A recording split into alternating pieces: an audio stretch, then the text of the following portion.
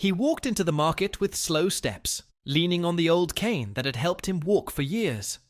He was wet from the light rain that had been falling since dawn, but no one noticed. His military coat, worn by time, still carried the dignity of a forgotten past. Inside, the atmosphere was tense. A group of young men shouted at the clerk, while a frightened immigrant tried to defend himself. The veteran watched in silence until one of the young men pushed the man. That was enough. "Stop," he said, with the same voice that had once commanded troops. But instead of respect, he received shouts, accusations, and within minutes, the police. Handcuffed there, in front of cold eyes, he heard a cruel whisper. "Always meddling where you don't belong." What no one there knew is that this wasn't the first time he had prevented an injustice, and what was to come would change everything. At the police station, he sat for hours, still wet, his fingers shaking from the cold. No one offered him a blanket, not even a glance. The young men who had started the trouble were released within minutes. As for him, he stood there as if his entire past had been erased with a single accusation. As they filled out the paperwork, he heard one of the officers laugh and say, "You should be in a nursing home, not here." He just looked down. His chest hurt, and it wasn't just because of the bronchitis that insisted on coming back on rainy days. It was the weight of being treated like a nuisance, after everything he had done for that country. It's hard to watch this and not wonder, how many people you know have been judged before they even said a word? How many true stories are buried because of prejudice? If this topic touched you in any way, comment below. Tell us what hurt you the most to hear so far, or what you would do in his place. Your voice here is very important, not only for this channel to grow, but so that more stories like this can live again. And if you believe that empathy, justice, and respect still matter in this world, like and subscribe to the channel. It is thanks to you that this message goes further. And what comes next might move you even more. In the backseat of the police van, his knees were shaking not from fear, but from indignation. His wrinkled fingers tightened around the worn handle of his cane, as if they wanted to break the injustice that surrounded him. Outside, the city continued on indifferently, with its cold lights, hurried horns, and closed windows. Inside that stuffy vehicle, the silence was deafening. And even though his body was there, trapped between metal and oblivion, his mind wandered to a time when he still believed that courage and honor were enough to change something. When he arrived at the police station, he was not asked any questions. He was not given a voice. They gave him a paper to sign and treated him as if he were just another administrative problem. No one wanted to know why he had interfered.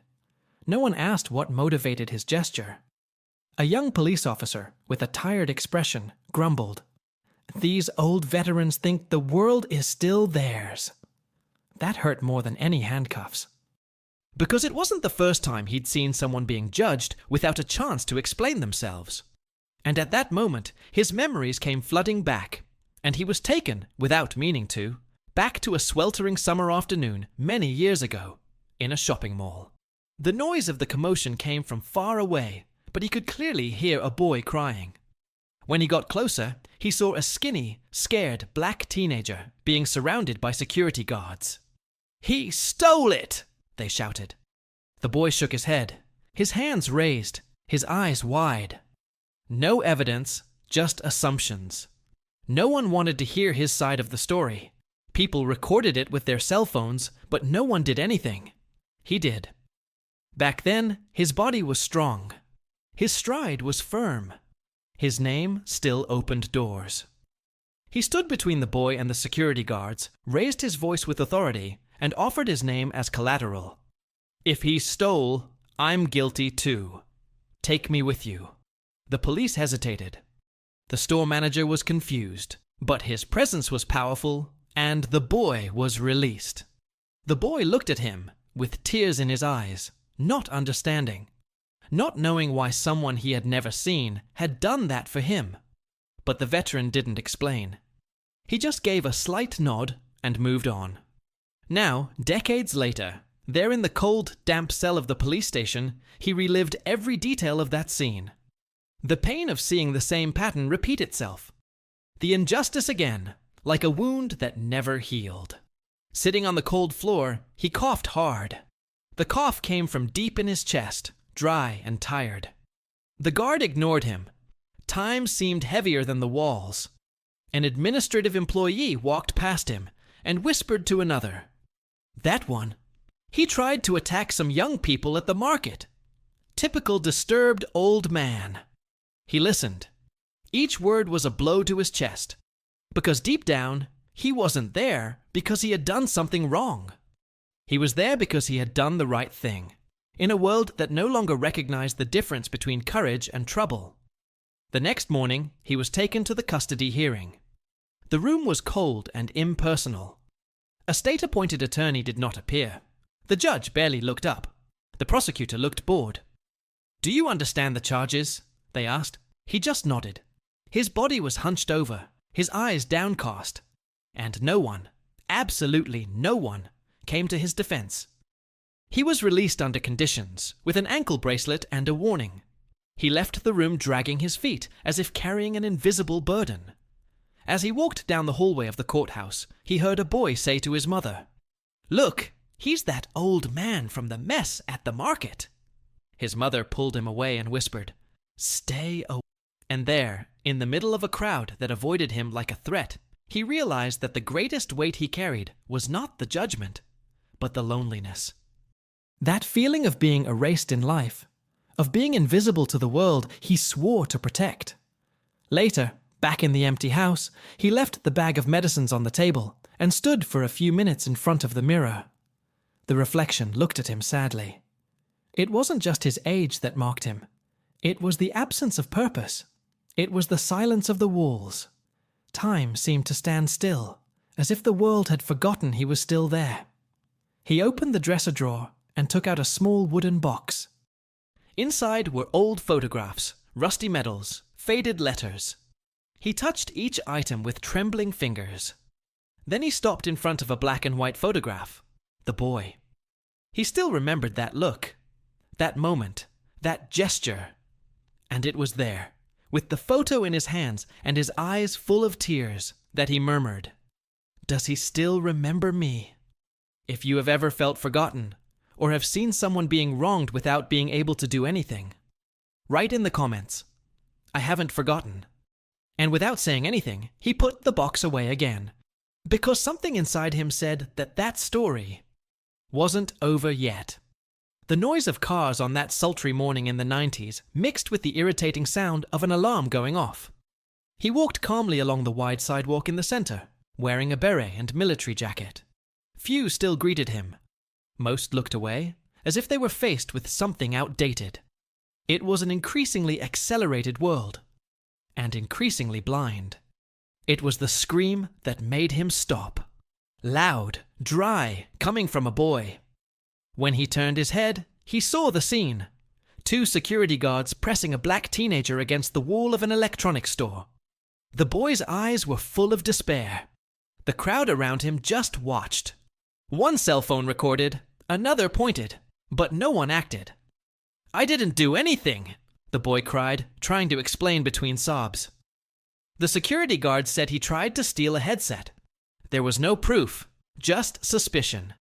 It was too young a face to carry so much fear. The veteran approached slowly, but with presence. He still knew how to occupy a space. The wind blew the brim of his beret. People moved aside. His eyes went straight to the boy's eyes, and then to the men in uniform.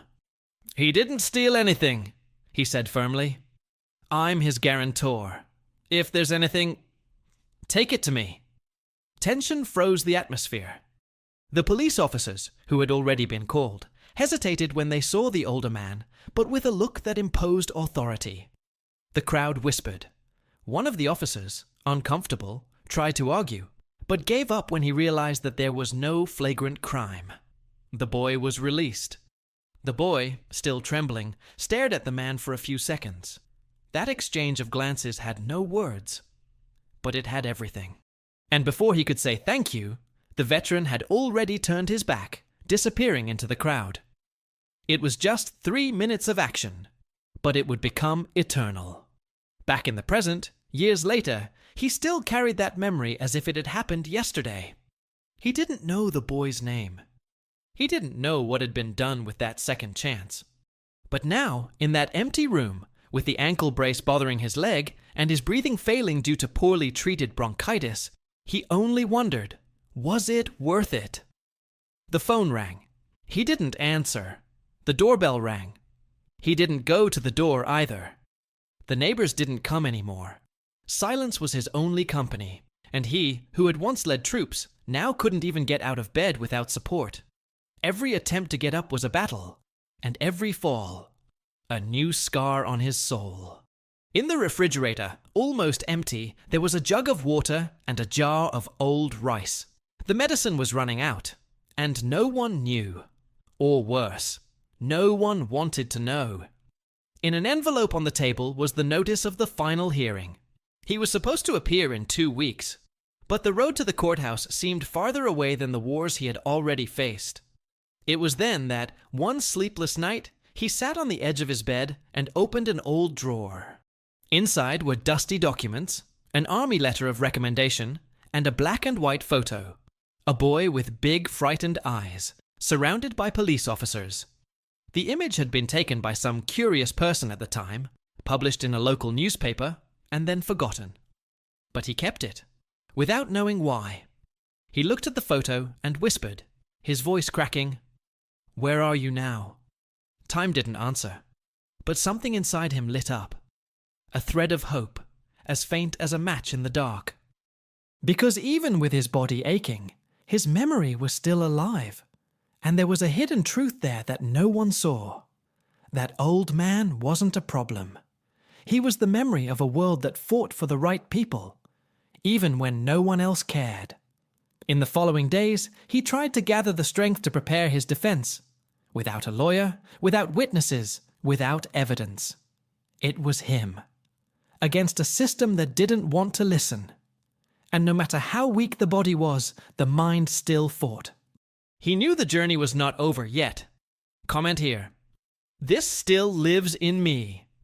And pay attention, because something very strong is about to happen.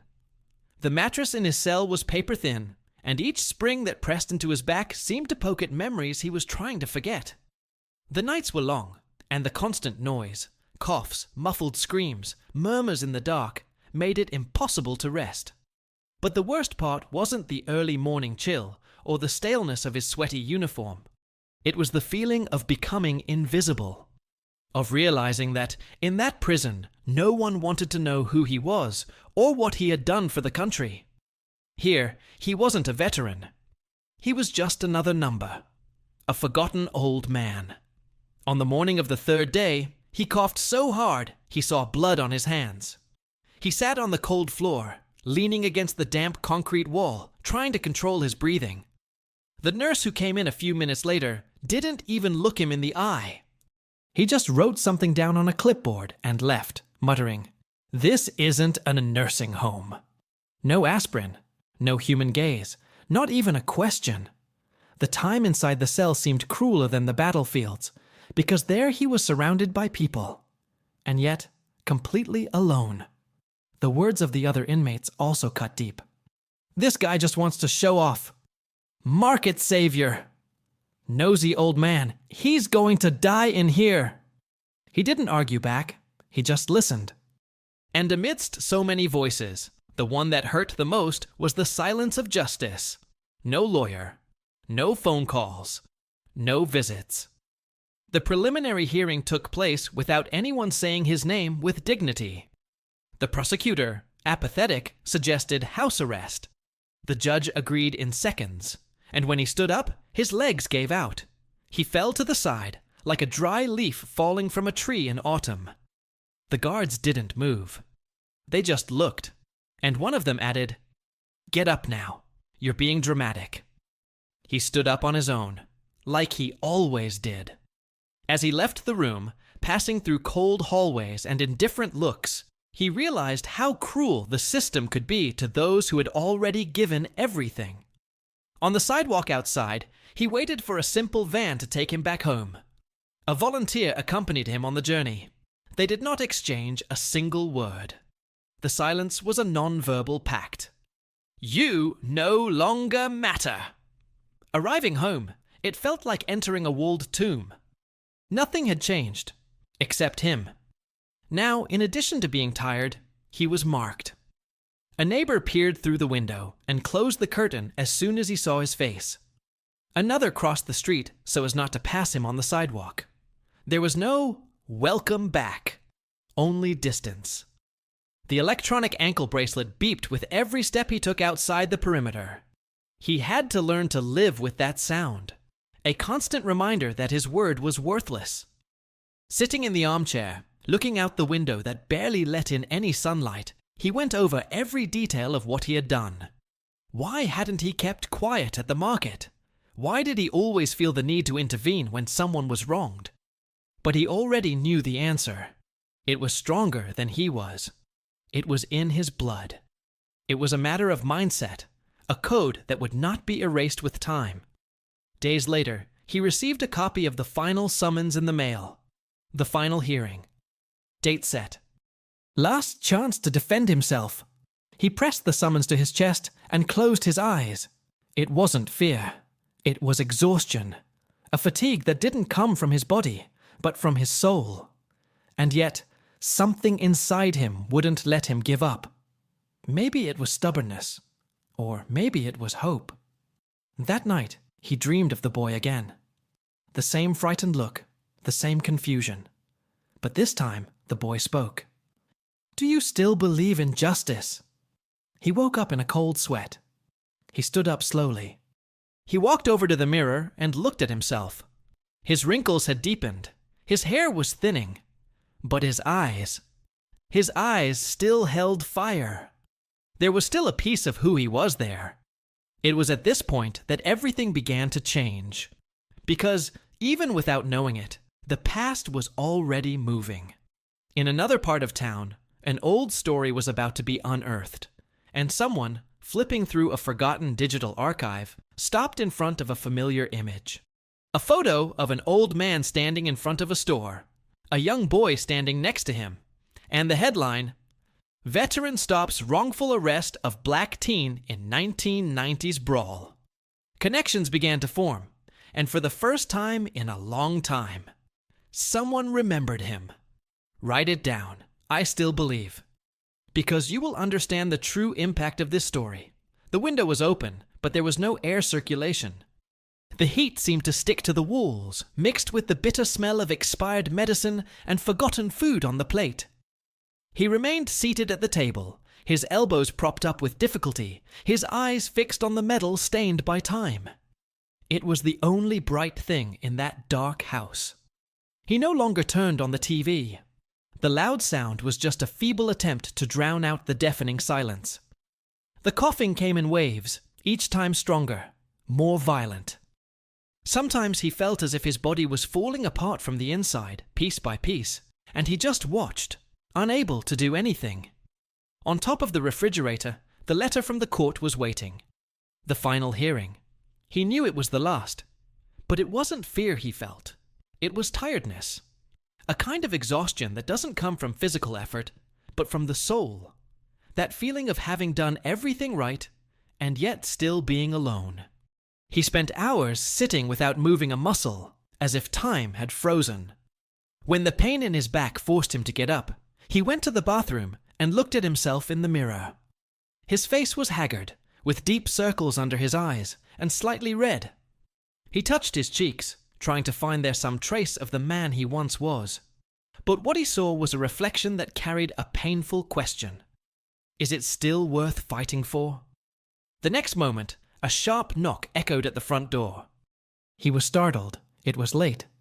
Few people knew where he lived. He walked with difficulty to the door and peeked through the crack in the curtain. There was no one there, just an envelope on the floor. He picked it up with effort and opened it. Inside, newspaper clippings, old prints, and a handwritten note. You saved someone. Now it's your turn to be saved. He froze. His heart raced. In one of the clippings was the same photo from decades ago. Him standing over a frightened boy, holding his army jacket in a steady hand. In the corner of the image, scrawled in pen, was a name, Malik Johnson. He read that signature as if it were a secret password. It was a name he didn't know, but the boy's face. That one he never forgot. That night, he didn't sleep. He rummaged through old papers, searched for records, scoured the past for signs. Deep down, a flame was rekindled. And that was what he hadn't expected. A spark. A sign that perhaps he hadn't yet been completely forgotten. The next day, the sun rose timidly. The old man dressed in the only clothes he still kept with some care. Thick cloth pants, a starched shirt, and his old army coat. It wasn't vanity. It was respect. He felt that somehow it represented his truth. He entered the taxi with short steps, taking only 2 objects with him: the summons and the medal. Along the way, he looked out the window and noticed how everything had changed. The buildings were different. The streets were faster. The faces were more hurried. And yet, inside that car, he no longer felt surrendered. There was something in the air. An expectation he hadn't felt in a long time. Upon arriving at the court, he was received coldly. Security searched him. An employee looked at him with disdain. An intern whispered something and laughed. But he didn't answer. He just took a deep breath and walked, one step at a time, to the courtroom. Inside, the atmosphere was tense. The judge adjusted his glasses. The prosecutor leafed through documents. No one was on the defendant's side. No one was for him. And for a moment, hope almost gave way to disappointment. But then, the door opened. The sound of firm footsteps on the wooden floor broke the silence. A well-dressed man in a dark suit entered with a determined look on his face. He was carrying a briefcase in his hands and the badge of the Bar Association on his chest. The veteran stared at him without understanding. But there was something familiar in that way of walking, in that look. The man stopped in front of the court and said in a clear voice, "Your Honor, with your permission, I am here to represent this man." The judge, surprised, looked up. "And you are?" The lawyer turned to the defendant, his eyes full of restrained emotion, and replied, "Malik Johnson. And many years ago, he saved me from prison. Today, it's my time to give back." The room fell silent. Time stood still. The old man, who until then had barely been able to stand, sat down slowly, without taking his eyes off the man's face. It was him, the boy from the store, the scared boy. Now a man, now a lawyer. Now, your voice. Comment here. Some debts are paid with the heart. Because what happened next, no one in that room ever forgot. The room remained silent for a long moment. Even the sound of the air conditioning seemed louder. The judge, a man accustomed to cold routines and impersonal processes, slowly took off his glasses, as if trying to understand if what he had just heard was real. The promoter, previously so confident, shuffled through the papers with restless fingers. Nobody expected this. No one there imagined that this tired old man, bent over by time, had a story capable of stopping an entire audience. Malik straightened his jacket, walked to the defense table, and placed the folder with documents on it. His gaze was firm, but his voice still carried emotion. He looked at the judge and began his speech as if reliving a story that had been kept inside his heart for a long time. He recounted every detail of the day he had been unjustly accused. He described the fear, the feeling of abandonment, the cold of the street, and the heat of prejudice. And then, he spoke of that man. That stranger who had not hesitated to face them. Who had offered his name, his dignity, and his authority to protect a boy he had never met. "I never understood why he did that to me," Malik said, his voice breaking. "But that was the day I learned what justice was. And I decided I wanted to be someone who could offer it to others. The way he offered it to me." Emotion took over the room. Some people looked down. Others crossed their arms, trying to hide their emotion. But no one remained indifferent. Not even the defendant. The old man watched him in silence, as if he still doubted what he saw. As if he couldn't connect that strong, eloquent, confident man to the boy who once trembled in his arms in the middle of the sidewalk. The judge took a deep breath. He called a recess. When the hearing resumed, Malik presented a simple but devastating line of defense. He used security footage from the store, gathered testimony from the assaulted immigrant, and retrieved records from his previous arrest to show a pattern. His client had always acted in defense of others. He had always intervened in the face of injustice, even when it cost him dearly. He is not a threat, he stated firmly. He is a mirror, a reminder of what society has forgotten, that true courage does not seek applause. It acts when no one else has the courage to act. The prosecutor tried to react, but her words sounded weak. At no point was he able to dismantle the strength of that narrative. The court no longer saw a nosy old man, via a symbol. A silent hero who, for years, carried the weight of choices that no one else had the courage to make. At the end of the hearing, the judge remained silent for a few seconds, looking at the two men. Then, in a firm voice, he read the decision. This court finds the defendant not guilty of all charges, and it determines that the previous criminal record be reviewed and re-evaluated according to the new statements and evidence presented. The room fell silent. For a moment, no one moved. It was the veteran who broke the mood. With trembling hands, he took the medal from the inside pocket of his coat and placed it on the table. Malik took it, holding it as if it were a piece of history, and handed it back, saying simply, "This does not belong at the table of justice. It belongs in the chest of those who deserve it." The old man smiled. A discreet smile, almost imperceptible, but that said more than any words. His teary eyes met, for the first time in a long time, the gaze of someone who saw beyond wrinkles, beyond age, beyond judgments. Outside, the press was beginning to gather. But he didn't want headlines. He didn't want the spotlight. All he wanted was to go home knowing that it wasn't in vain, that all the pain, all the waiting, all the injustice had served a greater purpose, that his life, marked by silent battles, had finally found an echo in someone. And as he walked down the courthouse steps, Malik at his side, the two men said nothing. They just walked, one step at a time.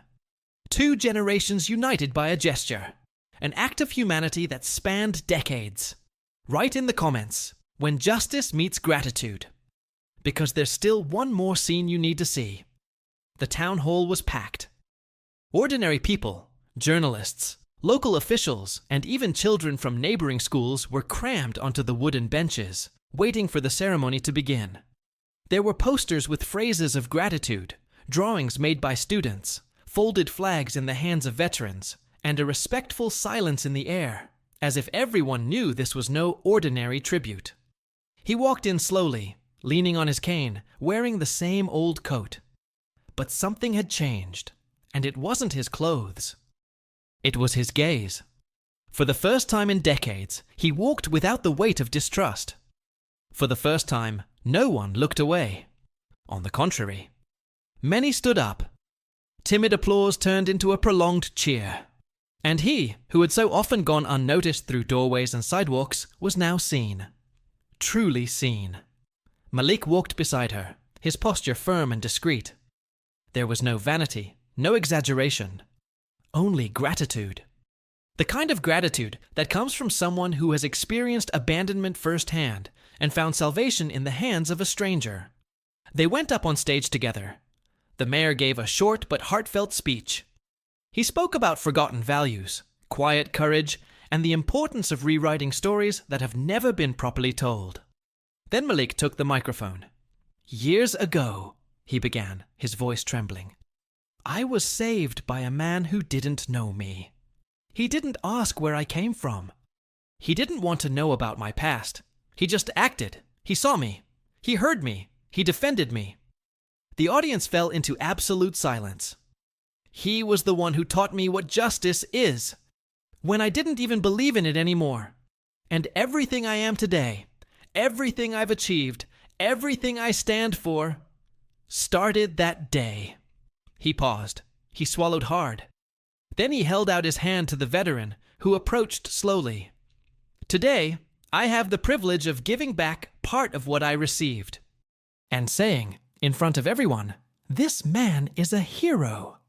The old man tried to say something, but no words came out, only tears.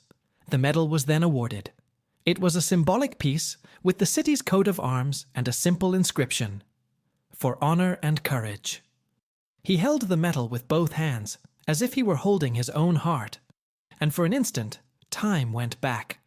The war, the promises, the friends who never came back, the loneliness of the following years, everything. But now, with a different weight, a lighter weight, the weight of peace. After the ceremony, many people approached him. Children asked for photos. Old acquaintances, who had previously avoided him, reached out their hands. Some apologized. Others simply said, "Thank you." He listened to everything with a discreet smile. He wasn't one for parties, but he understood that, from time to time, the soul also needs to be embraced. Later, at home, he sat in the same chair as always, but the house didn't seem so dark anymore. The late afternoon light entered through the window gently, illuminating the medal now hanging next to the old photograph, the same one in which he appeared with the boy on the sidewalk decades ago. There, in the silence of his home, he touched the picture frame and whispered, "It was worth it." Outside, Malik parked his car. He was carrying something wrapped in brown paper. He knocked gently on the door. "I found this in the court files. I thought you should have it." It was a copy of the archived process, a folder full of testimonies, statements, and newspaper clippings. Alongside, a letter signed by the judge responsible for the hearing. "Some stories are bigger than the law. They remind us why justice exists."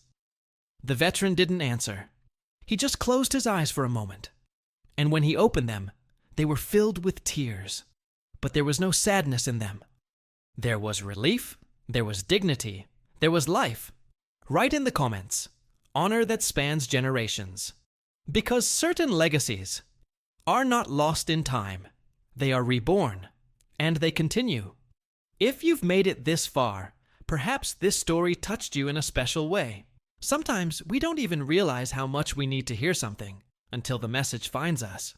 So, if at any point in this journey you felt connected, leave a like, not because of the video, but because of everything it awakened inside you.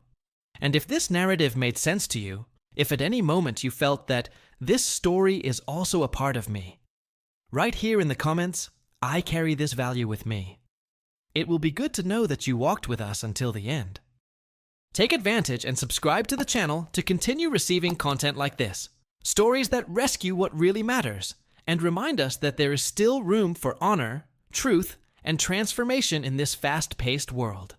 And since you've come this far, there's a video here that complements all of this with another real and inspiring story.